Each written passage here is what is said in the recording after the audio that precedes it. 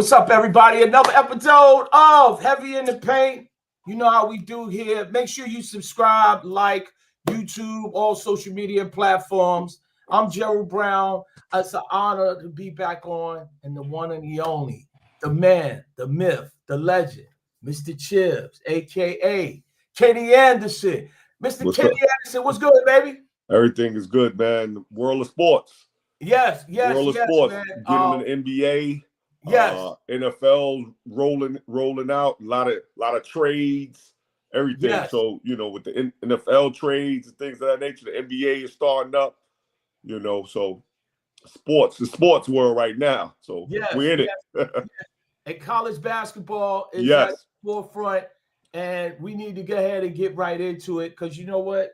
One of the things I always said that, a lot of the times guests are great to have on. Yeah. But you know what? I want to make sure that we get a chance to hear from you because you've done it. Yeah. You've done it. Yeah. You know what I'm saying? So a lot of the times it's good to have that guest here and there. But you know what, Kenny? You have been in that spot from from middle school, junior high school to college, to pros. So it's a different perspective. But knowing that you are a Dallas Cowboys fan, you got to be happy. You got to be happy, huh? You got to be happy. You happy? Yeah. Well, I'm happy with the decisions they're making on the defensive end. Offensively, we one of the best teams in the league, but defensively, we just it's just a shame. Defensively, we be getting rocked. So we made some big time trades. I'm happy. But this year, I'm not sure about this full year with the new coach and everything getting in. This season may be over. With our new pieces to the puzzle next year, we get on it. But our two wide receivers, best in the league. Dak having a great year, but it's just not showing up in the record wise. Well, one of the things I will say, and we were supposed to have Rami Lavi, but you know what? I want to get into this, man. Yeah. The Jets, man. Let's be clear. And this is what people are not going to say. And this right here is just a clear example of how the other side of, the business side of the NFL. Now, first and foremost, they trade Sauce Gardner, who they just signed to a 4-year deal. He's making $120 million. They signed an extension. They traded Quinnen Williams, traded Sauce Gardner to the Indianapolis Colts. They traded Quinnen Williams to your Dallas Cowboys. Yeah. And these guys were signed extensions. I think that Quinnen was up for an extension. It was going to potentially be a problem, or he might have outplayed his contract. He wanted to renegotiate. So the belief is this is all stuff that what led to the decision to trade. But you know what the interesting thing, my takeaway from this was this is a move where a new general manager. So this is how it works, and I've been told this, that it works in the NFL, and sometimes they do it in the NBA. So when a new general manager comes into play, he comes in, he's stuck pretty much with essentially the other regime's players. Yes. I get it. So it's like, well, look, I got a 5-year deal. Yeah. I got to fix this situation. I can't do it right now. I need to do this, because these are not my guys. Yep. You hired the head coach. That's in. So it's like, okay, fine. The owner says, go ahead and do this. Now, all that the Jets have done is reset the clock under the new GM. And the first thing that I noticed, what told me about this, KA, is when the next day you hear the general manager say, oh, we're super excited about all these picks, when the fact of the matter is you will now have to replace those two pieces and draft picks that you hit on with guys that you don't know if you hit on. Like, all these picks don't guarantee. Like, I've always believed that the more draft picks you have, the more chances you have to make mistakes. Yeah. but I Look at it. But I understand they with the new coach a year, new GM, clean house and start all over. But the New York fans don't want to hear that. Exactly. But I understand it. Being a new general manager and with the coach, getting rid of their two top players on the defensive end. Ooh, that's saying something. That's big right there.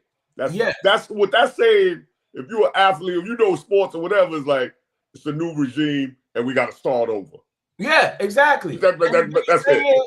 He's like, you know what? I got to do this. So now the owner is like, okay, you know what? This is your call. And what will happen, KA, is if he doesn't hit this GM, if he doesn't hit, like he could go into this next season and say, he's going to go in this offseason. Well, you know what? We had to make some changes. You know what? I want to bring in my guys. These are my guys, the guys that I want. So he's going to get with, the head coach and stuff like that. And they're going to really plot and plan this stuff. But the biggest thing is that if he doesn't hit on these picks, it's going to be now when they get ready to fire that GM, the new GM will come in and say, well, wait a minute. I need to reset the wheel again. And it becomes a vicious cycle for a franchise that just continues to just sell their fans on hope. It's beyond sickening, Yeah. All my New York fans, my Giant fans, my Jet fans, they don't like football this year. No. Up there. No, and I mean, Aaron. It's tough in New York, in the state of mind of all the New York Jets and New York Giant fans. The teams are just not. They're just not getting it together, and that's from the GM and coaches staff. It's just kind of crazy. You ask me. It is. It is, and it's like, so now the fans will say, well, you know what? We got all these draft picks. And what I'm saying to New York Jets fans, do not be hoodwinked and bamboozled. I'm going to say that again. Do not be hoodwinked and bamboozled because they are lying to you and they're lying to your face and they're telling you, we're going to get all these draft picks, but that's more opportunities to get it right as opposed to getting it wrong. And what is this franchise, KA, has shown us or any Jet fan, football fan, that they know what they're doing when you come to big drafting players, whatever. It is not a recipe for success. I'm sorry. That was back in the day when Rex Ryan was the coach, right? That was 10 years ago. Yes. It's just been bad, man. They got to make, and that's where any sport, in the draft you have to make great decisions. It happens in the NBA where you think this draft pick will be successful and do well, and it just don't work out.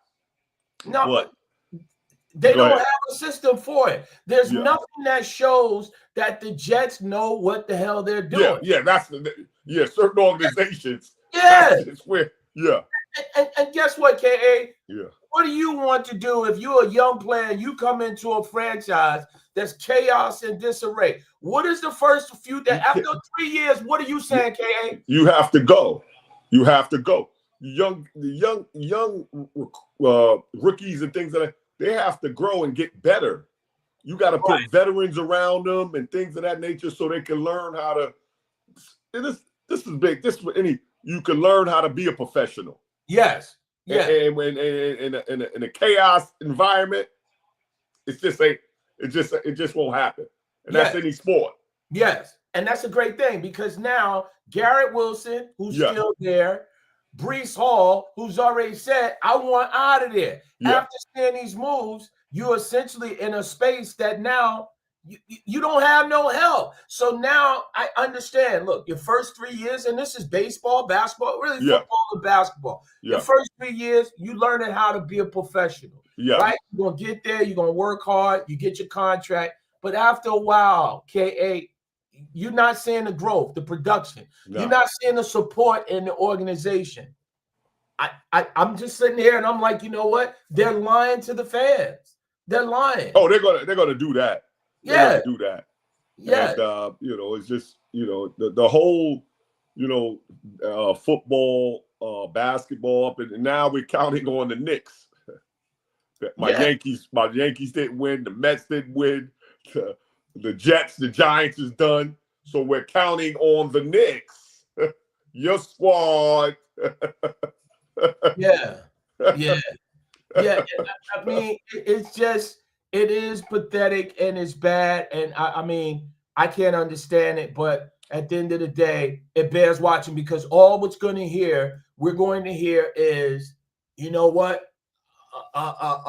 You know what? They got all these draft picks. Yeah. They got all these draft picks, and you know what? We're going to be able to make some moves. Don't worry about it. We're going to make it, who do they like? They're going to get it. And the crazy thing is, they will start to win games because this is their MO. They will start to win games because players are not trying to lose. No. As a professional, you don't want to go out there and lose, especially in such a violent sport. Yes. They will sit back and try to win. And because of the circumstances, once again, the Jets will not have the #1 overall pick. So all this belief of all that they have done, they will sell you, Jet fans, another wolf ticket to say, you know what? We got all these picks. And all that they've done is reset the wheel, because now the GM is going to have to get somebody to play that defensive middle, that front line. He's going to have to get a cornerback, and you're in a division. All the positions. Yeah, you're going to have to fill all the positions, and you're in a division that you have allowed Tom Brady to retire. And when it was up for grabs, Josh Allen and Sean McDermott, they took the ring. Yeah. Back. You look at what happened in Miami. Mike McDaniel comes in there. All of a sudden, Tua. Now it's the new sheriff over there in New England. Exactly. Running the show. Exactly. So now you basically allowed the wheel to reset. And guess what? The Jets are still in the same place that they have been. And all they're doing is, once again, selling their fans on hope. And that is a sick, sick thing to do.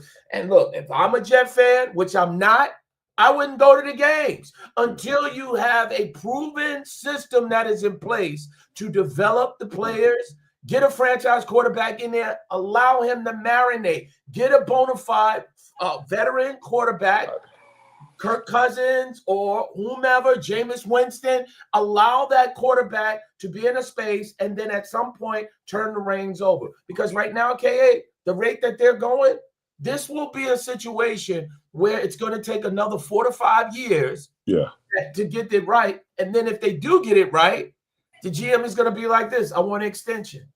All you got to do is, I want an extension. Yeah. And it doesn't make any sense at all. But I mean, you said your Cowboys, you're really happy with Quinnen Williams. It's going to take some time. Why do you feel it take some time? Just coming to a new organization and what we're dealing with over there defensively. Defensive coordinator has to make changes in the game, and defensively we got carved up by the Cardinals. The Cardinals. Yeah. With a backup quarterback. I'm not knocking it, but come on. At home, you just, and offensively we didn't play our game, but if we hold them defensively, that give us some time offensively to recover and come back. But we just played awful, and I don't understand it. The Cowboys. So I definitely like the trades. It's gonna pay off us in the long run, but I just don't know about it. The short degree of it of now the trade, but it's a good trade for the Cowboys, and for those and for Quentin, he had to get out of there. He's wasted his talent over. He can waste it in Cowboys, but we're there. We're changing. We changed our coaching staff and things of that nature. Change the defense. Everybody got Parsons. We let go. So there's next year I think we'll have it together. I really do. Yeah, and I mean, look, you got a favorable schedule. I mean, you play. I mean, in some ways, I wouldn't say. Let me rephrase that, because the second half of the schedule, you got a bye week this week. Yes. So now you got Las Vegas on a Monday night. I don't know why they didn't even flex that game, but that shouldn't be a game. that's on national TV. And then you play Philly, Kansas City, Detroit, Minnesota. That's tough. The Chargers. That's tough. Yeah. We messed around to lose all those games, but one game. Yes. The Raider game. It's Yes. tough. But it's Yes. NFL football, baby. Yes. That's what you get paid for. You got to come to play. And then you close it out against the Commanders and the Giants. So it's no cakewalk. Yeah, none at all. And you're right about that. I want to ask you this though, as we move on, and the biggest thing is, when you look around, and like we said before, I want to make sure we go into, and if you got questions, please hit us up with the questions. Let us know, in terms of just all the things over there. We do this every Wednesday night, and we have fun with this. So let us know about the questions, and if you have within the NBA and stuff like that. And I wanted to ask you this more than anything. Yeah. When you look at the Philadelphia 76ers, right? And look at them, and I'm looking at these Philadelphia 76ers, and I'm saying the way that they have been playing. Now, I know you said, K.A., yeah, you need 20, 25 games. I get that. But I'm a Sixers fan, which I'm not. If I'm a Sixers fan, I'm looking and I'm saying, wait a minute. Maybe, just maybe, we've gotten them wrong. Now, they're playing Cleveland in the second quarter right now. Yeah. Are you surprised by the Sixers start? I mean, they're currently 5-2. They've been playing some good basketball, and it's been led by Tyrese Maxey. What have you seen by that? Tyrese Maxey's an all-star. He's playing extremely well. The rookie Edgecombe from Baylor, he's having a great start of season. It's just too early. 5-6 games into the season. Those guys, and they putting a lot of stress and burden on those two backcourt. And it's too early to be doing that. I really believe so. So I'm not sure right now on the Philadelphia 76ers. They're going to have a lot of ups and downs, but they'll be one of the talented teams in the East. They're one of the talented teams in the East, but I'm just not sure on how far they can go with the two guards playing the way they're playing. Well, I mean, the thing is, though, K.A., when you look at them, and you'll notice when you have organizations that have had lack of success, it's important, Rick, right or wrong, to start the season off on a good note. Like, it's got to feel good, right? Yeah. It's got to feel good. So, I mean, yes, it's only 7 games in. I get what you're saying. But you got to feel good to say, hey, look, we're coming out competing. We probably believe in what the coaches or game plan, and we are finding our way. And in their 2 losses thus far, they've been in the games. I mean, they gave away a game and stuff like that. But how much does it is from a confidence standpoint do you think it means a lot? Oh, it's big, to start, especially when you got a great rookie, and he's coming out on fire. So it's going to give him a lot of confidence. Maxey's been there; he's an all-star. But I think Joel Embiid, that's the downer. Being injured every year, not playing, not be able to perform the way he's capable of performing. It can really, hurt the organization, and he's hurt that organization, so far. But this year, the start of the season is a plus for the Sixers, and they're having a great start, and that's what they're counting on. Yeah. Now, when you look around and stuff like that, and it's interesting, and I know we started off talking about the trades and stuff like that. Yeah. You brought up something that was really interesting with Quentin Williams and basically going to a new team. Yeah. And obviously in the middle of the season or whatever. When you were traded, and obviously if you got traded in the offseason, how long did it take you really to get in a space to get comfortable? Because I'm looking at guys like maybe like an Al Horford, that's a vet that's been for a long time. He goes now to Golden State. How long does it take, really, or did it take you to get comfortable? It's different. Like I came in, I was the point guard. I was handling the rock. So Right. I had to get those. So I had to jump in and get it going. Some guys, you know, Al Horford is a veteran. He's been in the league 19, 20 years. So, you know, and then he's going on to the, you know, the Golden State Warriors, who's a veteran team. So it's a lot different. It's a lot different. I think when I got traded, it was more calling on to me, like, you got to get it done. You know, you got to run this ball club. So I came in with that, you know, when I got traded from Portland to the Celtics. It was good. You know, it was great. You know, I knew how to handle it. So, you know, I had the ball in my hands. So I had to make everybody happy. You know. Was there ever a point where it was overwhelming that you had to take a step back and be like, you know what? Because again, you got to know where guys want the ball in the spots. You know what I'm saying? Like different terminology. You know, or did you have an opportunity where coaches just say, okay, hey, we give you the ball, you go out there, do what you do? Yeah, it was no stress on me because it was how I was brought up, how I played in New York, high school, college, pro, go on for days. So I knew how to, you know, adapt to my situation very well. And I was able to. And every team I played on, I knew how to adapt. And being in that point guard, the playmaker, guys want to score. Guys want the ball, and I had to make it my job to know where they need the ball at, where they could score at, and things of that nature. Because then when I was getting traded, I was more of a vet. You know, that was like when I was with the New Jersey Nets, I had just came in the league, so I had to, you know, make my spot. You know, show everybody what I'm capable of doing, and when I did that.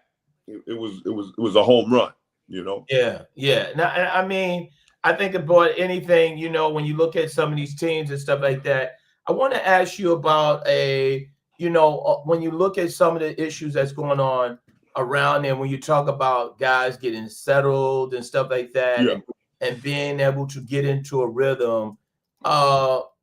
When you look at the Orlando Magic, and I'm trying to figure this out. They had a national televised game. I think it was Tuesday, right? Yeah. Tuesday, yesterday. And when I looked at them, I was trying to figure this out. Like, you know, what in the hell would it? Because you know what's going on with the Magic. I mean, I've heard things from, you know, it doesn't look like those guys, Paulo, like playing with those guys. It seems like, again, you hear rumblings about he's getting his numbers. This team, where everybody got their money, Paulo got his money, Franz Wagner got his money. You bring in a guy, first of all, you brought in Kentavious Caldwell-Pope, who won a championship with the Lakers. Yeah. He won a championship with the Denver Nuggets. It didn't work out. Yeah. Then they bring in Desmond Bane, a guy that was an excellent perimeter three-point shooter. He's looking like he don't even know how to play basketball. Yeah. When you look at this team, it just seems like they don't fit. What are you seeing when it comes to the Orlando Magic? It's going to take some time with a trade, but they look so much different from last year. But, you know, like I said, they got Bane came in from Memphis. He was a big-time scorer, and they was expecting him to be that scorer. Paulo is playing different right now. So it's still seventh game into the season. This is what you're hoping. This is what the coach is hoping. They could turn it around. And with the trades and guys' new contracts and things of that nature, that's where it gets all crazy at sometimes.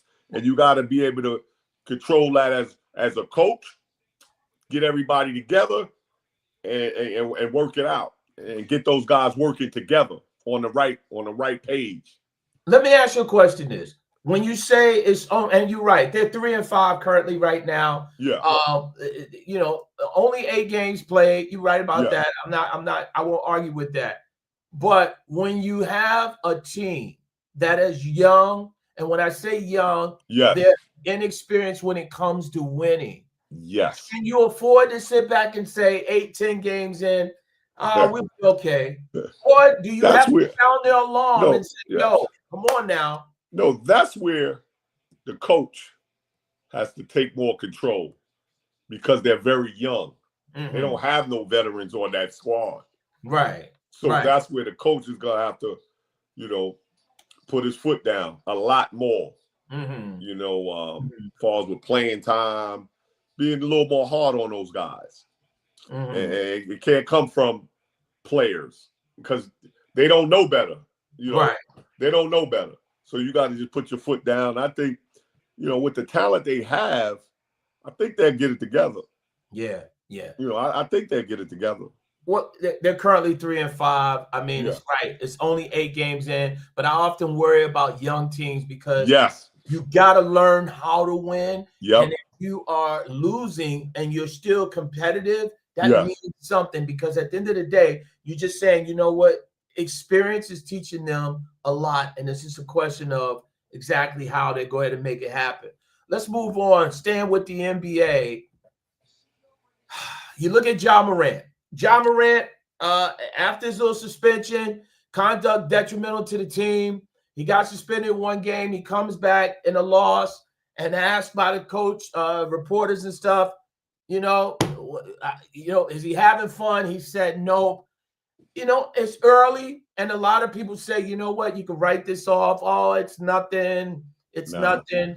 But KA, where there's smoke, there's fire. I don't know if Ja Morant is really happy. And I said this before, and I'll say it again.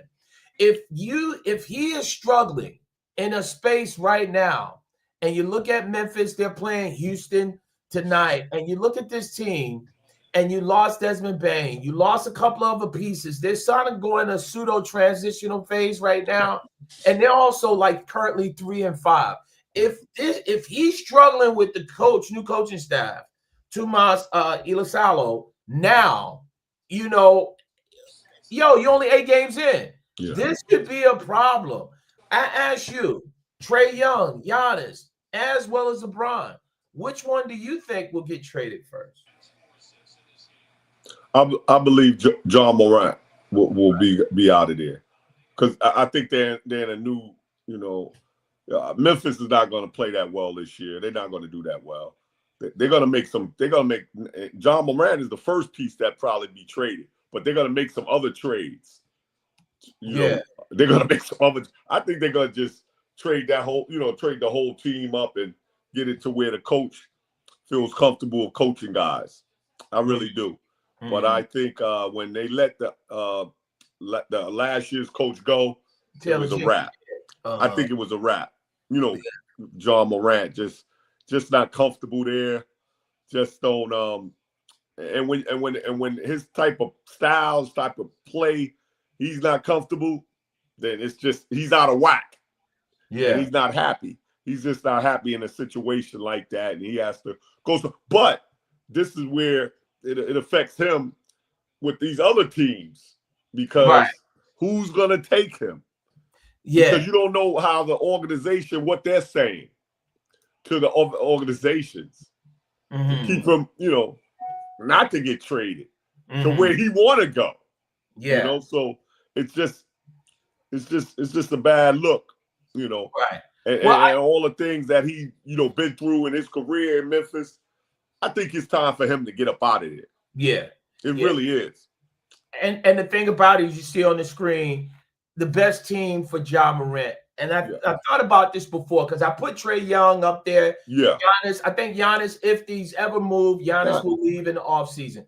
Like Giannis, that's if I was any, I would just keep him. Yeah. I mean, I'll just keep him.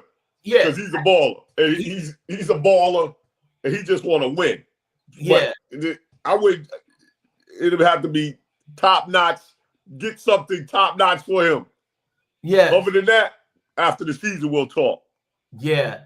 KA, Mike Steph is in the chat, and he says, do y'all think that the increased expectations, I imagine he's talking about, for the Magic have thrown them off so far? Yes. That's what I was saying. Mike. Good question. That's what I was saying. Expectation of this team. Now they thinking about they was going to win the East this year. You know, we're getting Bain and things, new contracts and things of that nature.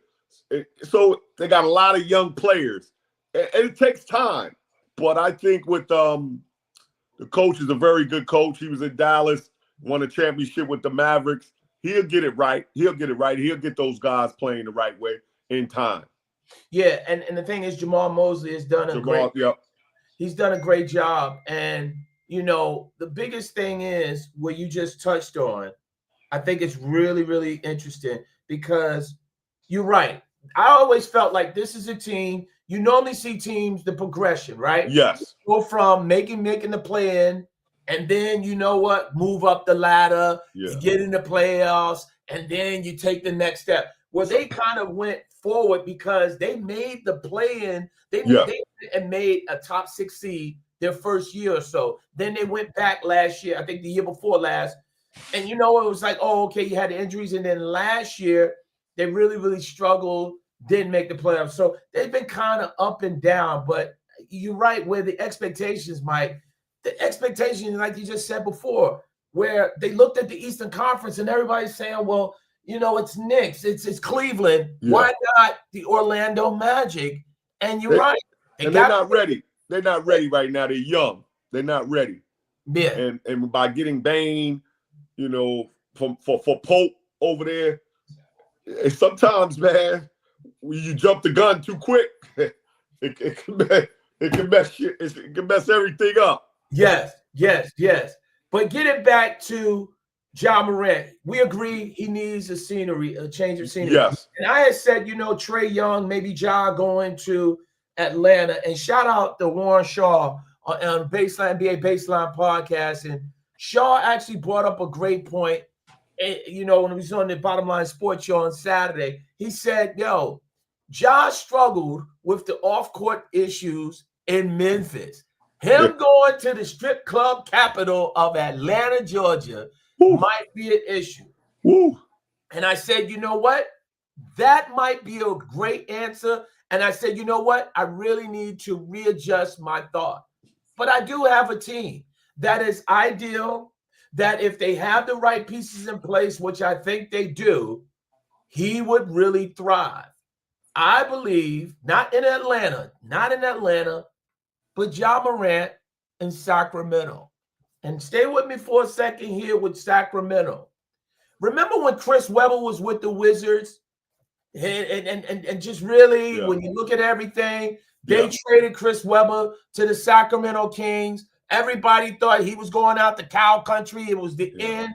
It was the best thing ever for him. His career turned around. He turned into an extremely dominant player. And lo and behold, with the pieces that they put in place, this was a team that was competing for the Western Conference Finals. And I mean, I think it's good. I like that. Yes. Come on, man. Come on. No. Really. I do. Why? That would be great for him. That would be great. Right. If they can make that happen. Similar to Sacramento. And I think they would need that piece, electric point guard like that coming in. That'll be awesome. Right. I really believe. And they got mega players. They do. They can do it. Yeah, they have a lot of players that I think at the end of the day, look, Memphis at some point are going to look and say, look, let's just cut our losses, try to get pieces, whatever, and then try to press the restart. But when you look at Sacramento, led by Scott Perry, and as well as B.J. Armstrong, I think this would be ideal. You now have a player that can come in that's going to help sell tickets, and you put them with a lot of the veterans. Yes, veterans, and B.J. is there. Yes. So that's a great situation to be in. Yes. He can help. He can help nurture this young man. Yes. Off the court, on the court, basketball wise. If I was his agent, I'd be fighting to get him out of there to get him to the Kings. I'm telling you. Telling you. And I think the biggest thing ultimately with his game, K.A., he's going to have to develop that jump shot. Yes. Played the point guard position. Yes. How important is it, especially at the NBA level, to be able to have a consistent jump shot? Oh, you really got to have a consistent jump shot. If not the three, the mid-range game, like Chris Paul, you know, start setting people up like Ja Morant does anyway. But I just think after a while, you got to cut out all the dunking. You got to just, be a point guard, lead a lead guard. Yes. Lead the guys in the right direction. When they need you to do that, do that. Yes.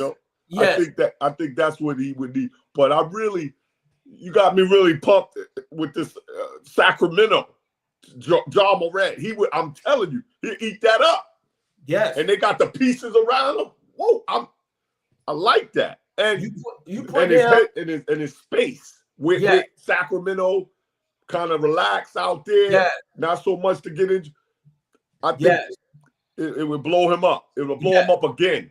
Yes. I really believe so. And it will calm him down. Yes. I think it will calm him down because less distraction. Yes. More laser focus. Yep. And the key thing is you have a Zach LaVine. You have a DeMar DeRozan. Yes. Yes. If you have veterans on his team, as well as BJ in the front office. Yes. Yo, listen, relax. Listen to the vets. Yeah. Now you become once again a guy that can have their career recommitted, rejuvenated. Yes, and rejuvenated. And now being a guy that at the end of the day, you can help that franchise, and who knows, they take that next step. Speaking about next steps, as you know, I got my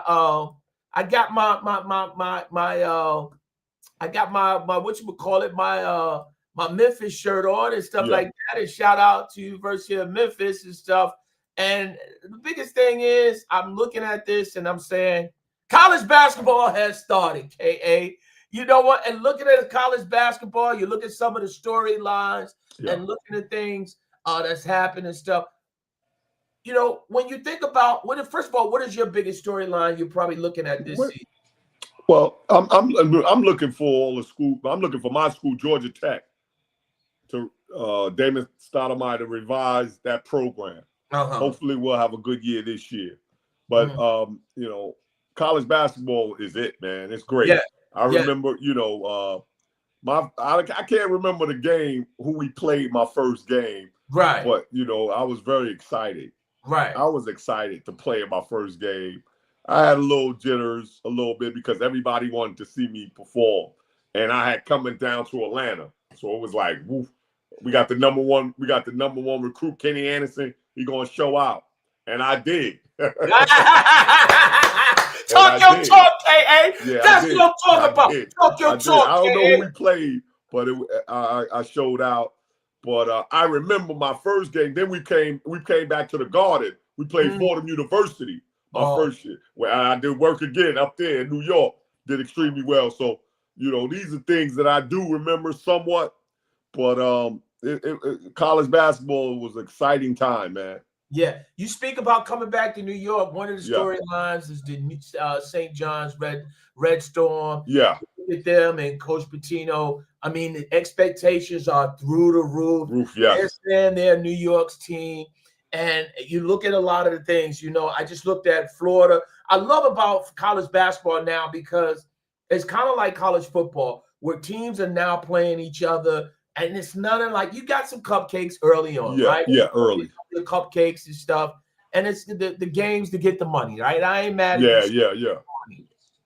But when I look at a lot of these teams, I just saw Arizona play Florida. And Florida. Yeah, that was a big time game. I watched that. My God. Big time game. Big time game.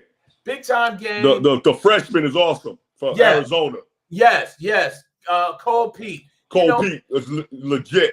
A baller. Cole Pete is legit.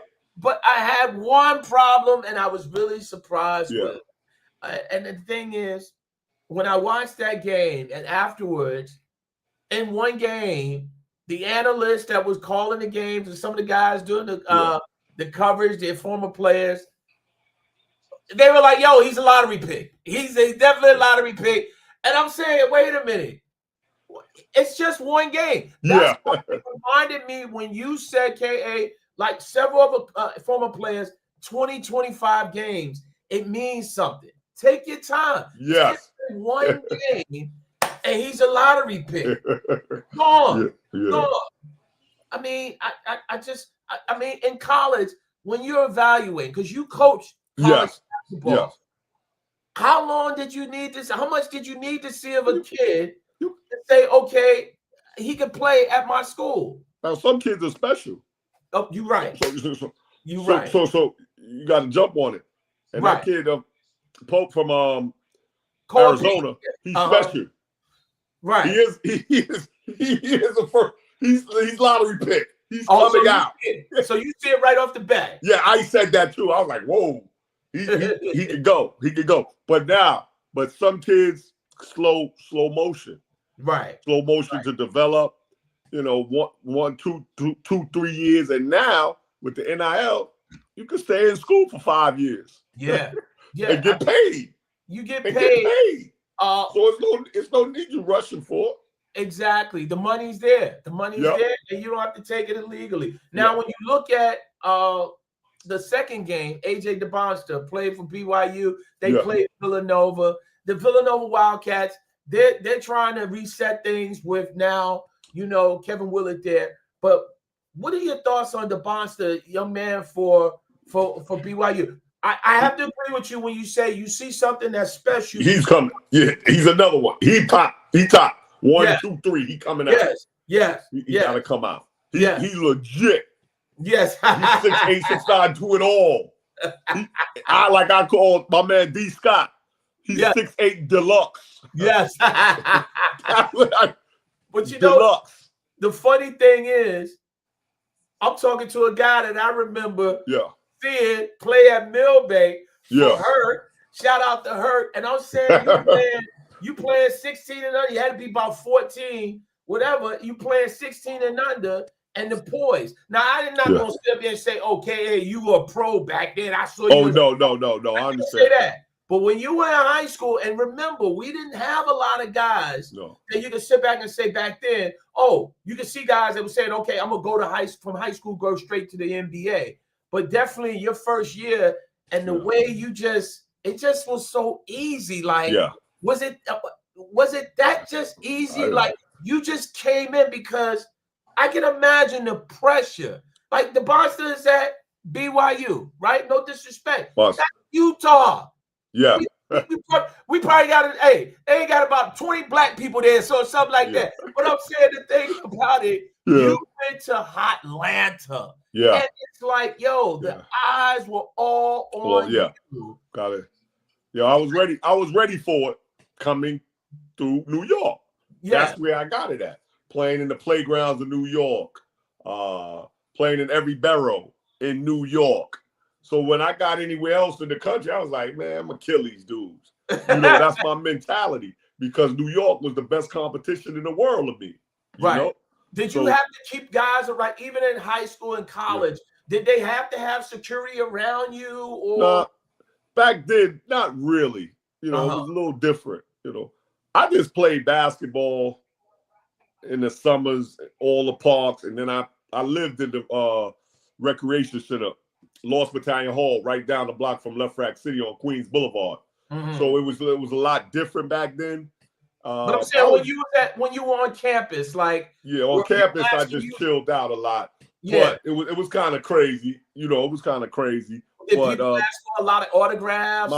My first year, stayed on campus. I didn't go too far off downtown. Georgia Tech campus is right there. So it was kind of weird. How much love I was getting in Atlanta, but it was great. Right. Now, did you ever go different places and people would just go crazy? Like if you go Yeah. I was used to it because I came up through, all the media in New York. Right. So I was used to it. Now I knew how to carry myself. I know how to deal with it. Most kids can't, really deal with it. Right. Because they don't know how. Right. Now I think about that, and I look at the fact is that you're seeing the Bonster. We saw Duke play last night. Yes. They beat Texas and stuff in their win and stuff. So it's still early, but I'm happy that we had these games, and I'm looking at some of these teams, and really with the top 25 and all this other stuff. That's another thing when it comes to college basketball, because technically the top 25 is going to move so much, right? Yeah. Like all the rankings, the pro teams, the college teams, it's a lot different nowadays. Yeah. It's a lot different. Yeah, and then you know what? The number one team in the land, Purdue, right now, Houston. You had already Florida lost, UConn, St. John's round out the top 5. And, I think, look, the Johnnies, can they make a legit run? the biggest thing is the deeper you go in the NCAA tournament, the more talent you got to have, right? You got to be lucky. You got to have talent. And that biggest thing I worry about, K8, is the fact of the matter is if you don't come from a Power 5 conference that's paying the top money, if you're not coming from a SEC or the Big Ten that's giving out these multi-million dollar deals, you're getting the best talent. So the thing about it is you might not be able to have enough talent. And when I look at the Johnnies, and I know Mike Steph asked the question, can the Johnnies make a legit run? Oh, definitely. I think they're going to make a run. I think they're going to make a run by winning the Big East last year. Rick Pitino he's bringing the joy and the love back into New York basketball. Mm-hmm. They got the new facility being built at St. John's. It's about hard work basketball, and Rick Pitino. I played for Rick Pitino, so I know he's one of those coaches that he's successful on a college level. Yeah, he's gonna get it done, and St. John's will have a very good year this year, like they had last year. Now, to win it, I don't know. I won't say who's gonna win it. It's too early for that. How deep of a run do you think they can make? What is a deep run? Final Four? Final Four. Final Four? I think they can make Final Four. You don't think so? I might, maybe Sweet 16, right? Because you got to figure out Sweet 16. I will say I think they'll make the tournament. Oh, yeah, definitely. Definitely tournament. You said Sweet 16. No, now, if they make it and they win to go to the Final Four, you got to go to the parade. They'll have a little stuff at the school. They'll have a little get-together. You got to go over to St. John's. Who was your? Hey, I know you had Syracuse and Georgia Tech. Who was that other outside school? Did you have a Final Three, or you just had two schools in that? I just had two schools.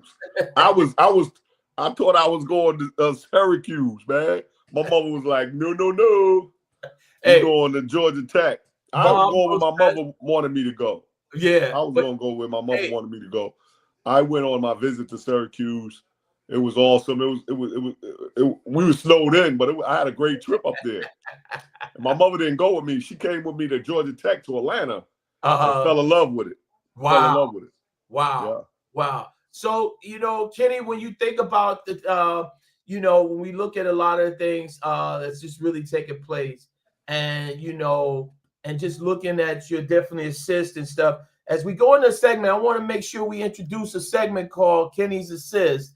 Yeah. And really who you giving your if you need to get some assists, or like we were saying before, I think it's going back to school. Who need to go back to school, or you giving out assists and stuff? Who would you say is a team that ultimately you looking at either in football and basketball, the NBA, NFL, baseball, or needs to go back to school in terms of just the way you're looking at it?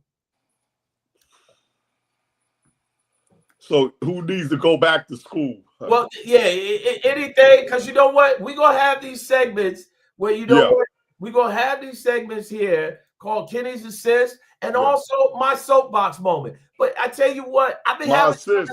Man, go ahead. I'm gonna go with Wemby. Yeah, with my assist. And this I might be. They want to make the playoffs. Spurs was making the playoffs. Okay. He might be 1, 2, 3 MVP votes. Yes. I said he gonna win it. Remember that? I said he gonna win it. Luka's gonna win it. I understand you. Wemby, I love his game. I love where he's going with it. But I think he's gonna bring that team to the playoffs. He's an incredible player. We haven't seen nothing like him. Yeah. I agree with you and that's going to be the mega game tonight. Yes. Look at the Spurs, and it's funny you mentioned that because when you look at the upcoming game tonight, when you have the Spurs and the Lakers, and that's in LA, and that is a mega game. Yes. ESPN. I'm actually looking forward to seeing that game because this is one of those games that, if anything, you know, when you look at this team right here, the Spurs, I think that this is a game where it's a measuring stick game, a measuring stick for the Spurs to see where they're at, and then also where the Lakers may be. Yeah. How you look at this game? Oh, this game, it's big time for. I think it's more big time for the Spurs to see where they at, to see, you know. But Luka, see, he's an awesome player, man. To play without LeBron, doing the things he's doing without LeBron on the court. Whoo, he's awesome. He's awesome. He definitely he's awesome. He's big time. He's big time. Yeah, he's a big time player. So that's this game. I know it's early, but I think it's more saying on the Spurs. Yeah, I agree with you on that, because I think at the end of the day, you're talking about a young team that's learning how to win and how to play, and understanding that, you know what, his growth and development. Before we get on out of here, KA, I got to get up on my soapbox, and I'm sorry because you know what, there's been some things where, you know what, I'm really, if you will, I'm looking at this whole thing. The World Series, congratulations to the Los Angeles Dodgers. Unbelievable back-to-back champions. Yes. And basically the best team that money can buy. So now I need to make a plea to the New York Yankees and Brian Cashman, but more importantly, Brian Cashman is an employee. I'm talking about the owner, the Steinbrenner family. Yep. You have looked at what the Los Angeles Dodgers have done. They've gone out, they've spent the money, and what they've done is deferred a lot of this money. So they have charted a course that shows that you can win a championship if you have the best talent out there. Yeah. And all that they have done is repeatedly for the last 3 years or so, all they've done is been in it to win it. The New York Yankees, this analytics, get rid of this nonsense. Get back to what you guys are. Spend the damn money. Spend the dough. Spend the dough. Get the best players out there, because they have shown that if you get the best talent will win games. Congratulations to the Blue Jays. But this is, again, the Yankees, if you want to compete, because if not, the Dodgers are set up to win it again next year. And I'm sorry. The best thing that you have seen right now is that you have to spend the money. I don't care how much it is, a luxury tax, whatever. Defer the money. Get the best players available that money can buy, and it will lead you to championships. Exactly. I'm sorry. Those are real big-time words.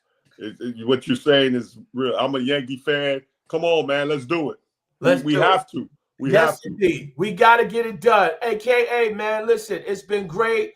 You know what? We had a lot of fun tonight, man. And you know what? We're back next week to do this. Definitely going to make sure we have the guests in here. But you know what? It's always great to pick KA's brain, man, because, again, the man has lived it. He's done it. We getting ready for the NBA basketball tonight. Make sure you keep tuning in. Subscribe. Heavy in the paint. We out of here. Have a good evening. Peace. Peace.